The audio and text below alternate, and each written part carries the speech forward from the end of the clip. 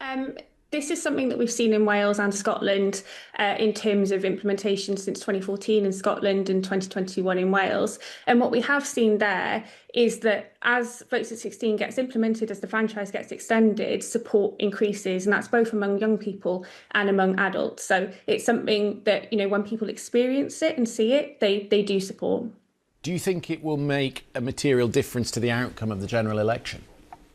Well, so research typically shows that the impact of an election isn't impacted by 16 and 17-year-olds. It's not a big enough cohort to vote. But what I think this does do is kind of reshape conversations about engaging young people. 16 and 17-year-olds are largely in a school setting. It enables us to have conversations about improving democratic education, which has happened here in Wales. We really kind of see that when young people are casting their vote for the first time, they're in a better spot in terms of being more kind of aware of their first vote and the importance of it.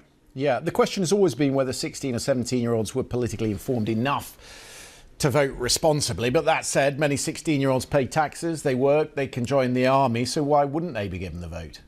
Exactly. And this is, the big argument that we've been making for years.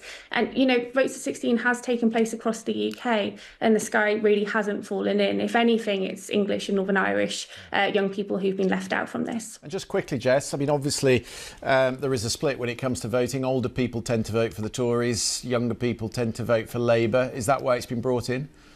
I don't think so. I think, young people aren't a homogenous group any more than, all 30-year-olds vote the same. And certainly we haven't any evidence to suggest that young people all vote the same way. I think what this is doing is kind of levelling the playing field, ensuring that 16 and 17-year-olds across the country, not just in Wales and Scotland, have the same access to the ballot box.